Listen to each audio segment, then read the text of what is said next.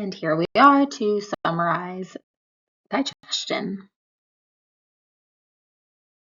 So the digestive system has more functions than to simply break down your food. So, for example, you are actually taking food into your body, which is the ingestion of the food. And then you're going to move the food throughout your digestive tract. So you have propulsion. And we have two different types of movement. We have the segmentation and peristalsis. And then we also have the breaking down of food into its basic building blocks so that way we can absorb those building blocks and use them as nutrients. And then, of course, we have the egestion, which is the elimination of the waste. When it comes to our food, we cannot actually use food in the way that it is or even the way that we consume it. We have to break that food substance down into its building blocks or monomers. So hopefully what you're eating is real. And if it is, then it's come from something that was once living. And all living things are made up of four major macromolecules or biomolecules. They are carbohydrates, lipids, proteins, and nucleic acids. And we will take our food and we will break carbohydrates down into its individual monomer called a monosaccharide. We will take our lipids and we'll break our lipids that come from our food down into their building blocks of glycerol and fatty acids. And then we'll take our proteins, and proteins will get broken down into their monomer or building block called amino acids. And then our bodies will even break down the DNA and RNA that's inside of those living things that we're eating and take those nucleic acids and break them down into nucleotides. And then we will take each of these building blocks, these monomers, and absorb those. That is what is small enough to pass through the epithelial tissue of the gastrointestinal tract and be able to get into the body. And then our body will actually use those building blocks to make everything that we need. If we need new cells, then the lipids become part of the cell membrane. If we need to make a hormone, we can take those lipids and make the steroid base of the hormone. Or if we need to make new DNA for cells, we're going to take those nucleotides from the DNA and RNA and make our own DNA out of those. So in order to break down these food substances into those monomers, we're going to have a mechanical breakdown or mechanical digestion and also a chemical breakdown or chemical digestion. And so mechanical digestion is going to be a physical process that will take the food and start to prepare it so that way it can be broken down even further into those individual monomers by enzymes. So some of the physical or mechanical digestion that we're going to do will start in the mouth when we're chewing. And we're physically mixing the food in the mouth by the tongue. We are breaking it down with the teeth. And then we'll swallow that food bolus and it will go into the stomach. And the stomach has 3 layers of muscle that will physically churn and break down the food. And then in the small intestines, there's going to be segmentation. So we're going to see constriction of the circular muscle within the small intestines that will segment the food and break it into smaller chunks. While the chemical digestion, this is where we're going to use enzymes that will break down our carbohydrates into their individual monomers or monosaccharides, and those lipids will get broken down into those fatty acids and glycerol. Glycerol is a type of alcohol. And then those fatty acids will get broken down into those amino acids.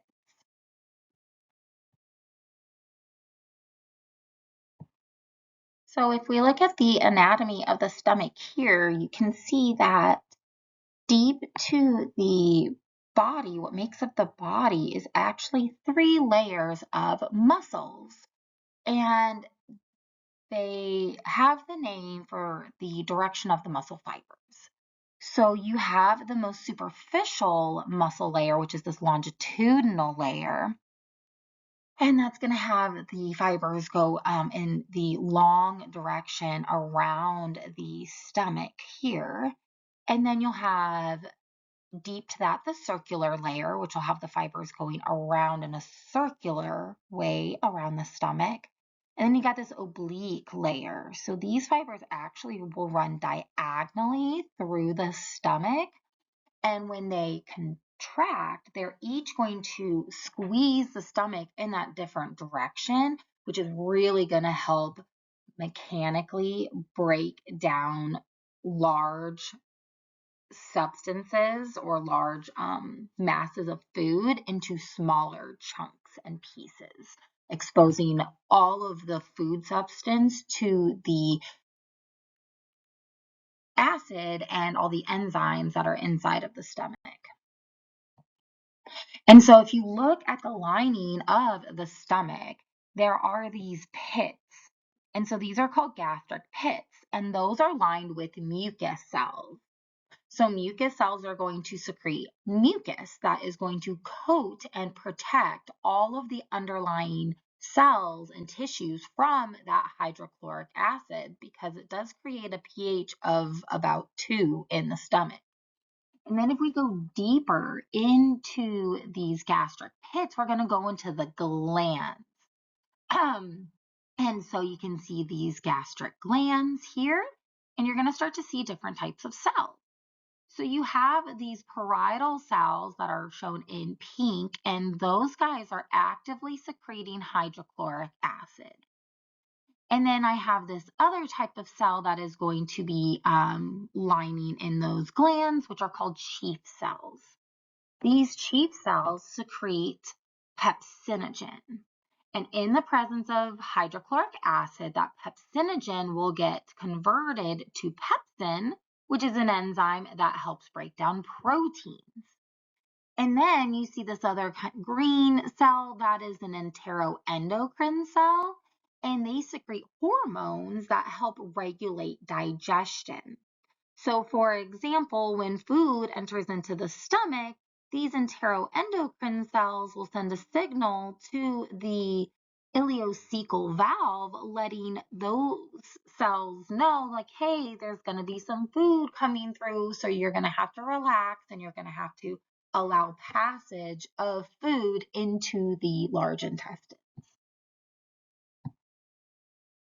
All right, so let's take a look at how our bodies take the food that we eat and breaks it down into those individual monomers or building blocks. How our carbohydrates are broken down into monosaccharides, the lipids are broken down to fatty acids and that glycerol, and then the amino acids come from the proteins that we eat. And so we will start with carbs. And so if we look at the carbs we have, there are 3 different types of carbs.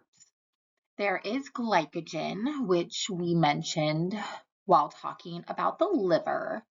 We talked about how glycogen was made.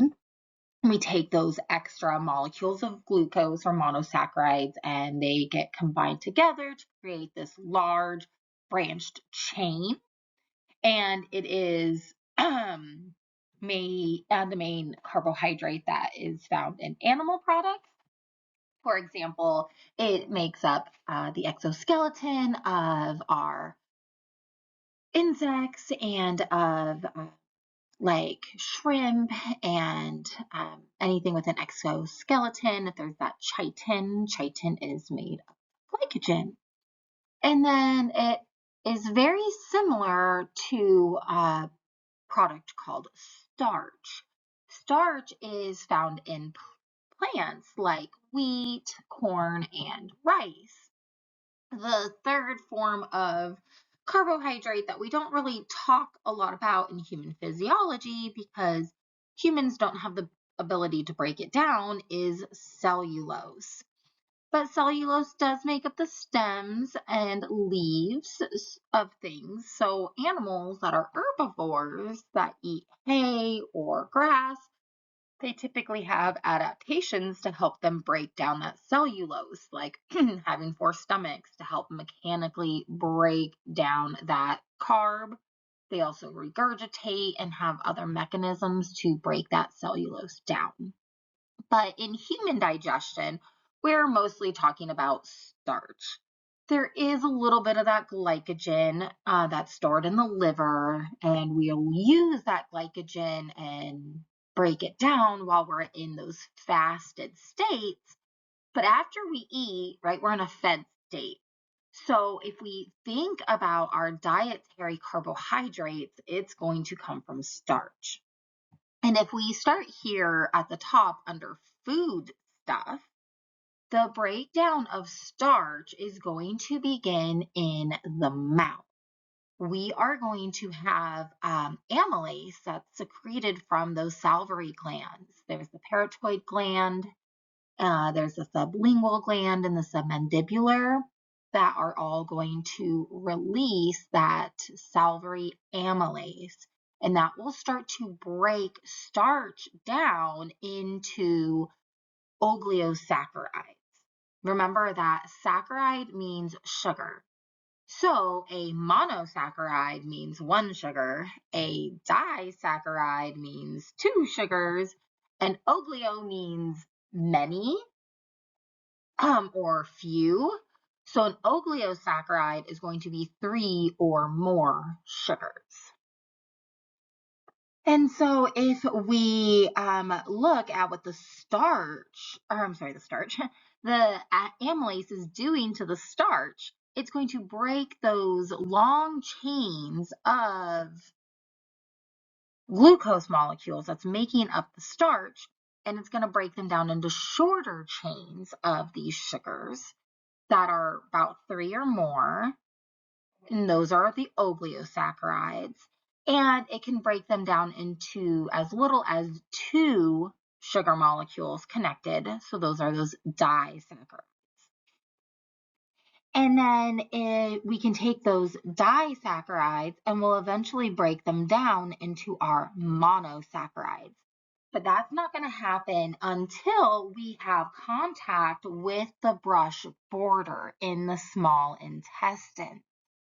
So remember, we're going to have that contact digestion where you have the brush border enzymes that can take the disaccharides and break them down into the monosaccharides. So that last bit of breakdown happens from that contact digestion in the small intestines.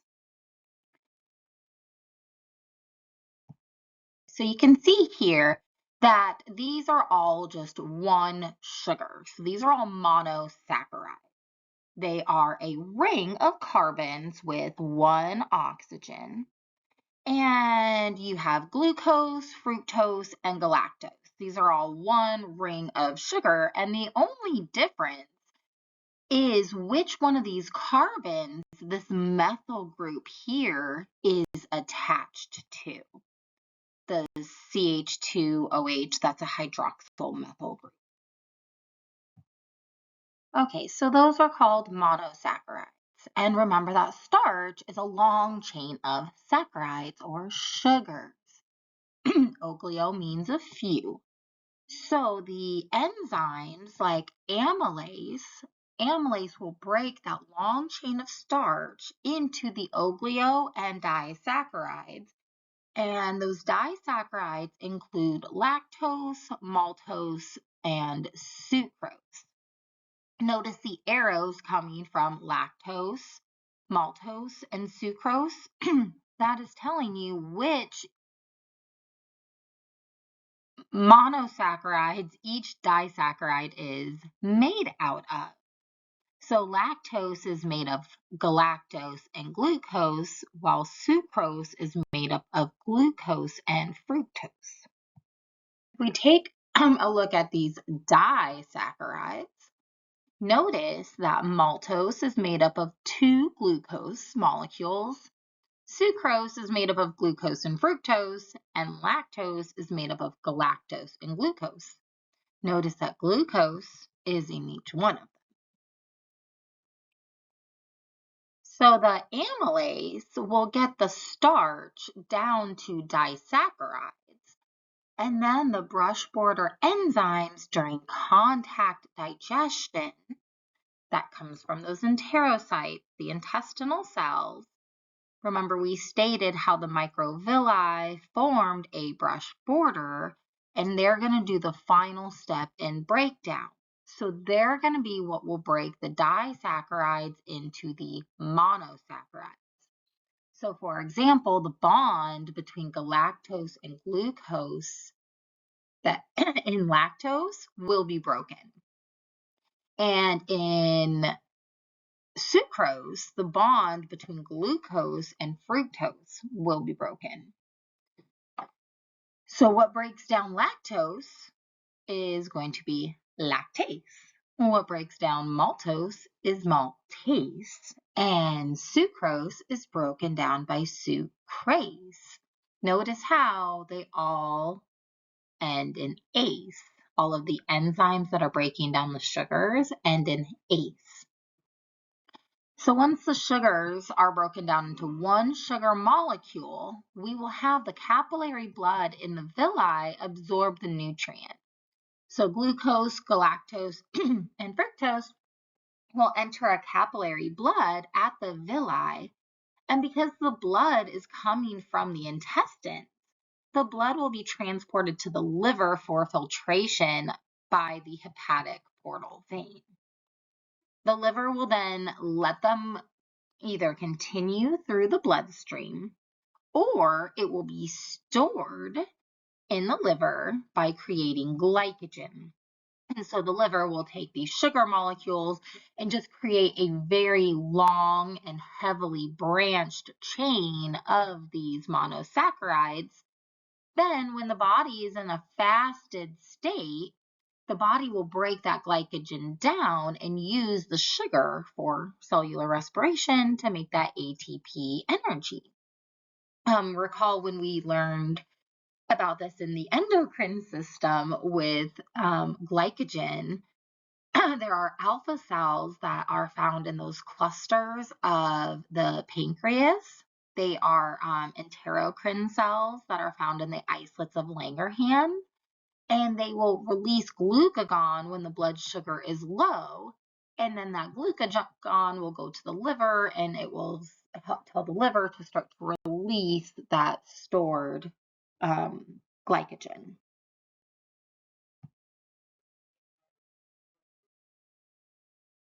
So carb digestion will begin in the mouth by amylase. Amylase will break down starch into those shorter oligosaccharide segments.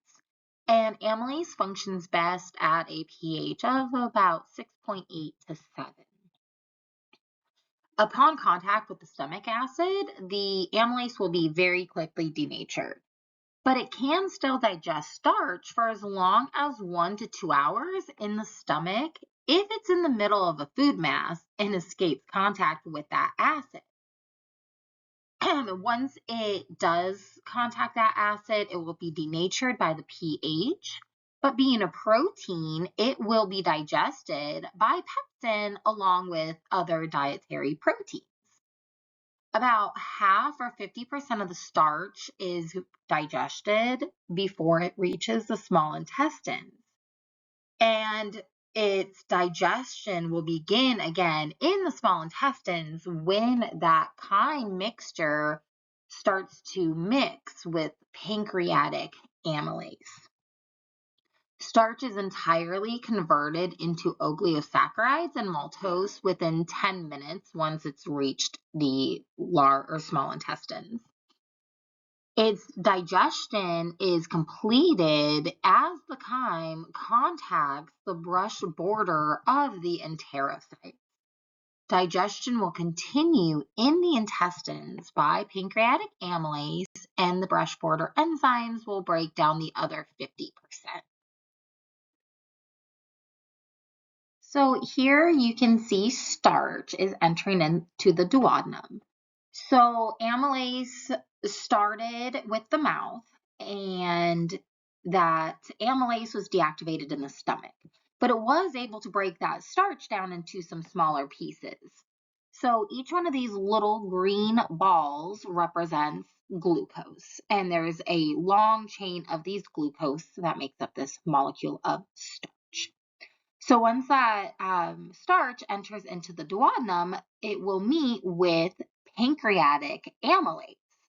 And so that pancreatic amylase is going to be secreted by the pancreas. And you can see that pancreatic duct here. You see the main pancreatic duct. And it will release that amylase, which will then break down the remaining starch into maltose and oligosaccharides. So then, as the food continues to move through the duodenum, you're going to have that contact digestion, where the brush border will release those brush border enzymes, dextranase and glucoamylase, which will hydrolyze the oligosaccharides that are 3 or more lengths long. Maltase will hydrolyze maltose, and at the end product, we're going to have glucose for all of these. We're going to have individual molecules of glucose that then can be absorbed through that epithelial tissue. So now that we have broken the food down into its individual monomer, we have our monosaccharides. And those are small enough to be absorbed through the enterocytes that make up the lining of the small intestines and into the capillaries of the villi. And so remember that the epithelium of the small intestines is a simple columnar epithelium, which specializes in absorption. So the monosaccharide is finally small enough to be able to be absorbed across that enterocyte and get into the capillaries. And then that will transport the monosaccharide through the blood. And because the blood is coming from the intestines, everything is going to go to the liver for filtration and processing. So the monosaccharide will be transported to the liver through the hepatic portal vein. So if we look at the lining of our small intestines, you have this simple columnar epithelium, right? And they're held together by these tight junctions. And so this on the left is the core of the villi, and then you have the lumen of the intestines over here on the right. And you can see those little cilia, which are representing that brush border. And so the plasma membrane of these enterocytes also has these transport proteins, if you look here. There's these transport proteins that will help absorb monosaccharides just as fast as they are produced by the foregoing enzymes. So when glucose is absorbed, it's taken up by a sodium glucose transporter, or SGLT, which is shown in purple. So you can see the sodium and you can see the glucose here. And so the glucose is transported out of the base of the cell into the extracellular fluid.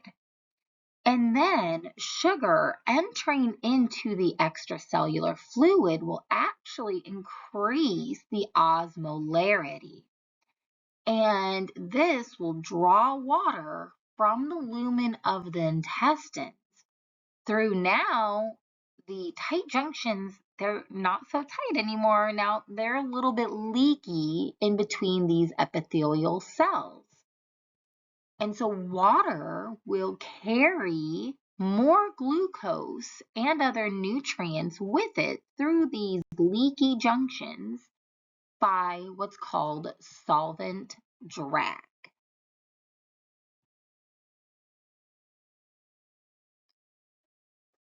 Proteins, remember that proteins monomer is amino acids. So to break down a protein, you have to break down a long chain of amino acids. Let's recap the difference between a protein and a polypeptide. So the link between amino acids is called a peptide bond. Poly means many. So polypeptide just simply means many peptide bonds. And proteins are large folded molecules that are long chains of amino acids that are folded into specific shapes. So a polypeptide is an unfolded protein, a long chain of amino acids. So if we look over here at the food stuff, we've got protein. And you can see here that protein digestion is going to start in the stomach. And it's going to be done so by this enzyme called pepsin. Chief cells within the stomach epithelium, so the lining of the stomach, secrete pepsinogen. And parietal cells will secrete hydrochloric acid. And in the presence of hydrochloric acid, the pepsinogen will be converted into pepsin. And that pepsin will start to break down those proteins into those amino acids.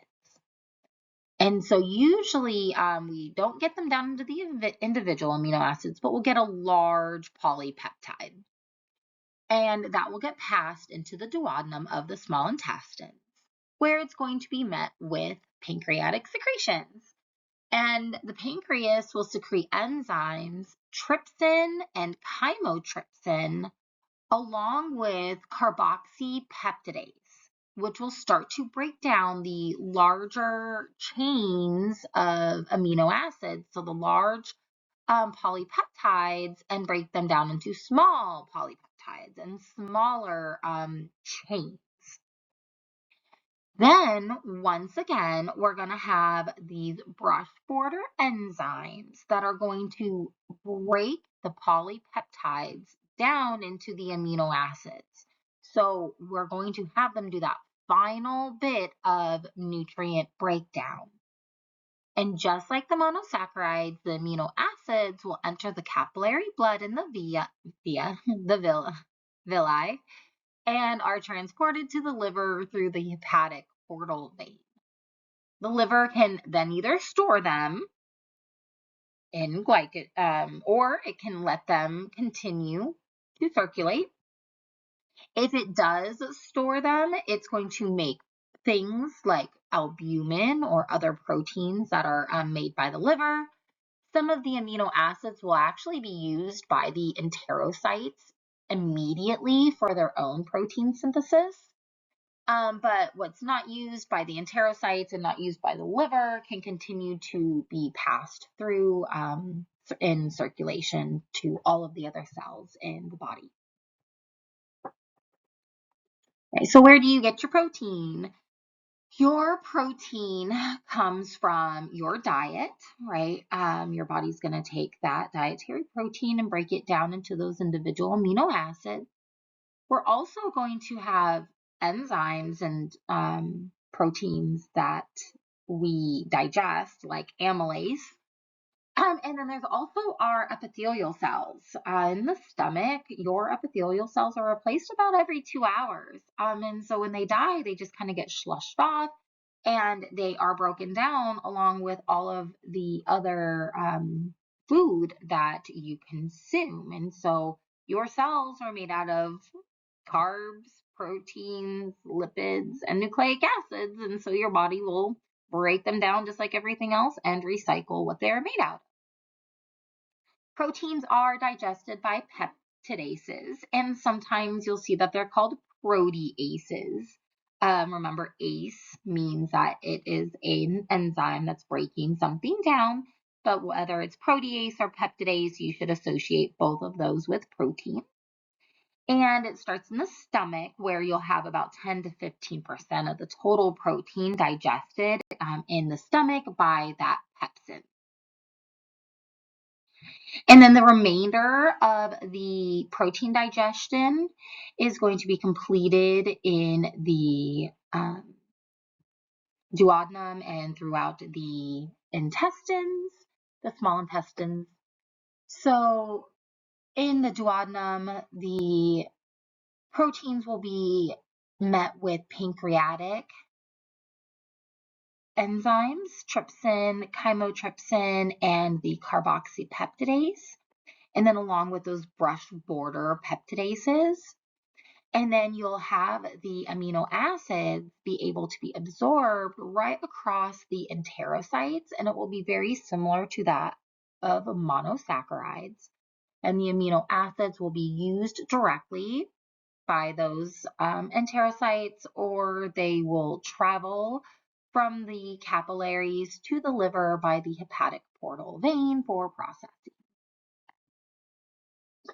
So here is a diagram showing you that protein digestion begins in the stomach with pepsin that will hydrolyze peptide bonds, breaking the long peptide chain down into smaller polypeptides. Then in the small intestines, the pancreatic enzymes, trypsin and chymotrypsin, take over by hydrolyzing those polypeptides into even shorter oligonucleotides. And finally, these are taken apart one amino acid at a time by 3 more enzymes.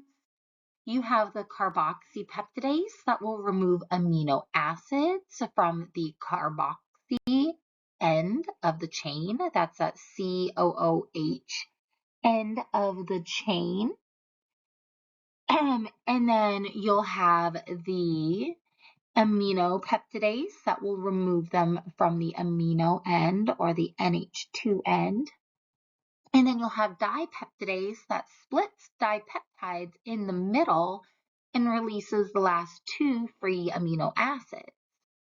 The last 2 of these are brush border enzymes, and the carboxypeptidase is a pancreatic secretion.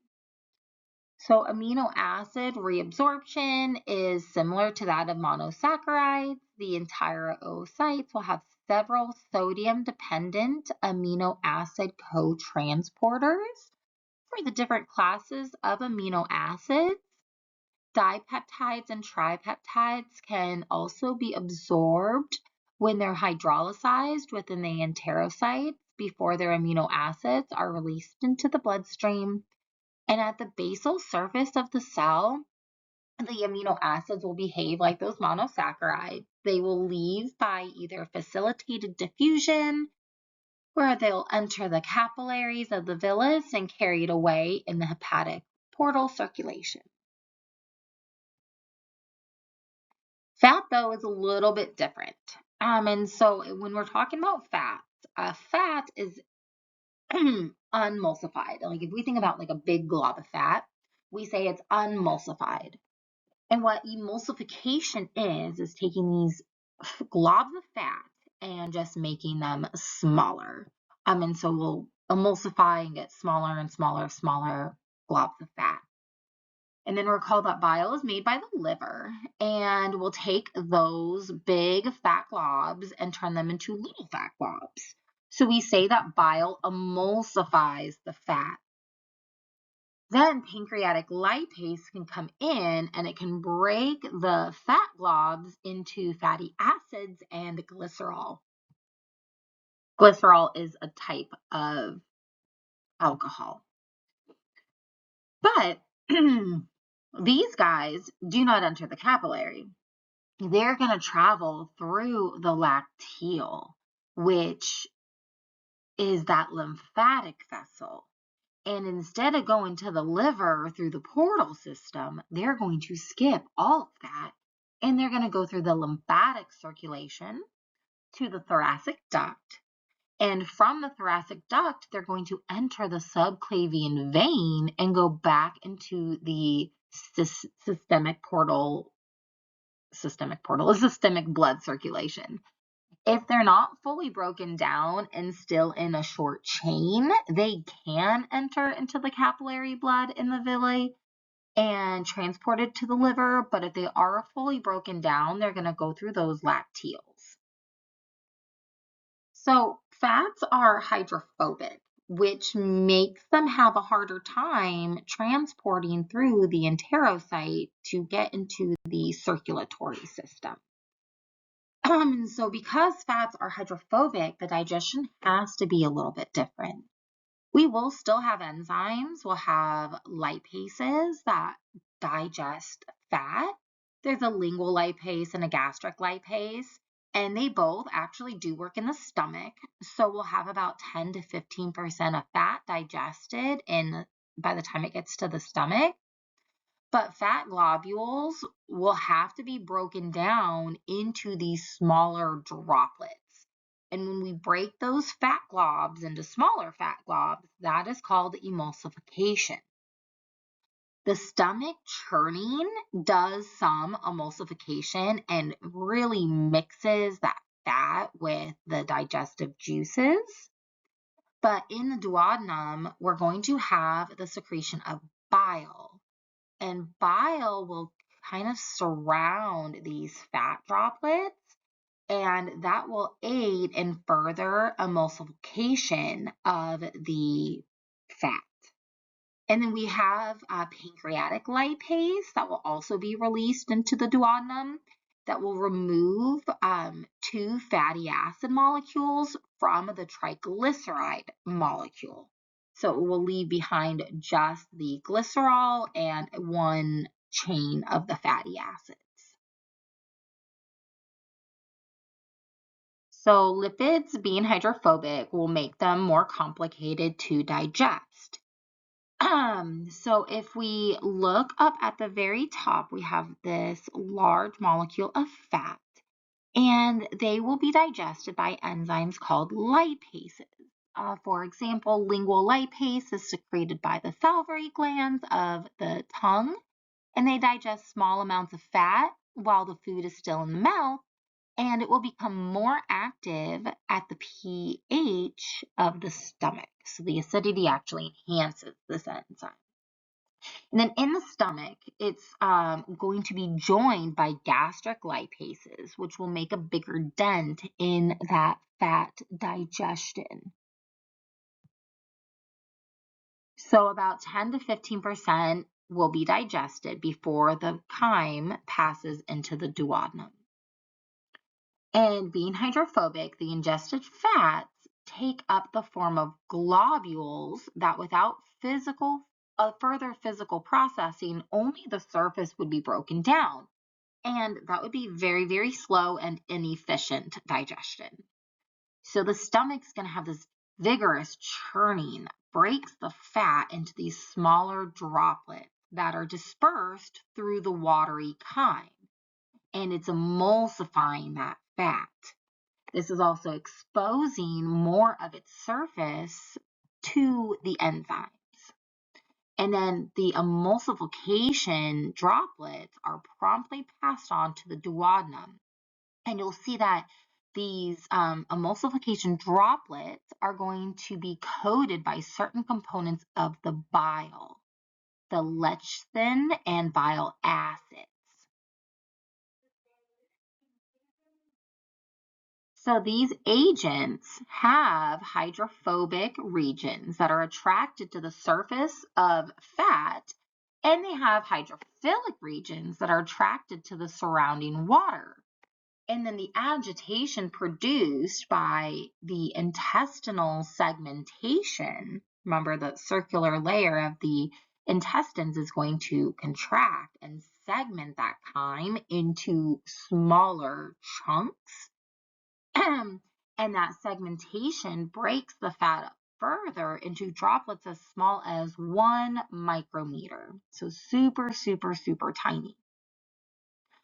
And the coating of the lectin and bile acids keeps it broken up and prevents the droplets from coagulating together into these larger globules.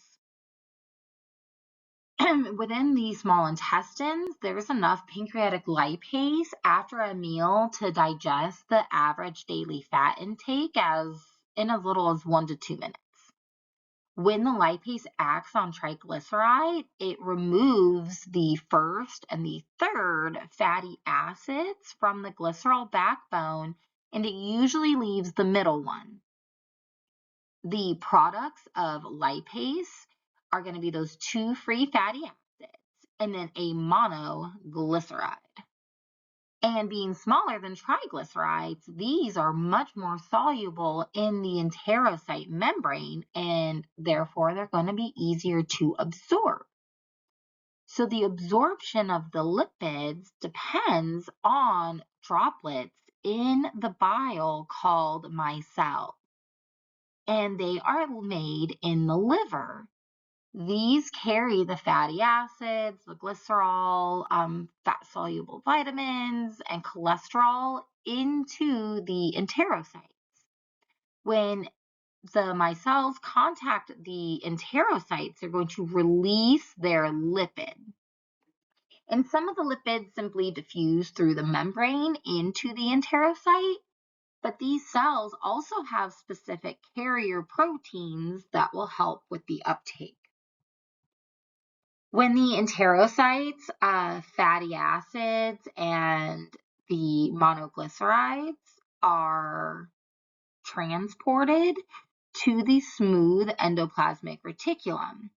And so inside the enterocytes, we are going to remake the triglycerides, right? So they did all that work to break down the triglycerides only to remake them inside of the cell. The Golgi apparatus will combine them with a small amount of cholesterol, and it will coat the complex with a film of phospholipids and proteins that forms these droplets called chylomicrons.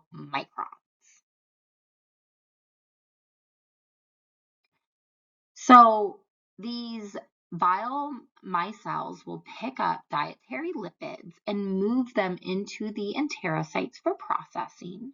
We're going to resynthesize the triglycerides, and then the triglycerides, cholesterol, and phospholipids will be packaged up into this chylomicron, and then it will be transported into the lacteal rather than the capillary.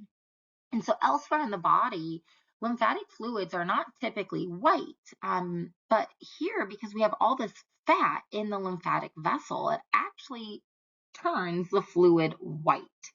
And so the intestinal lymph is white due to this added lipid, which is called chyle.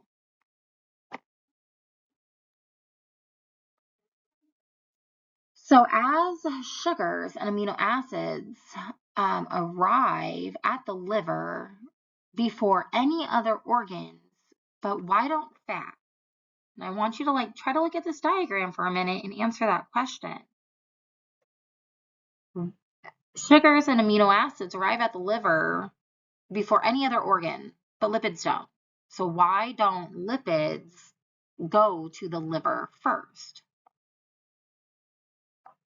And so my hint to you is try to trace the route that the dietary fat would have to take in order to reach the liver. So this is a really nice diagram that shows these carbohydrates and how they're broken down into those individual monosaccharides and transported through that epithelial tissue into the blood capillary. And the amino acids take a very similar pathway.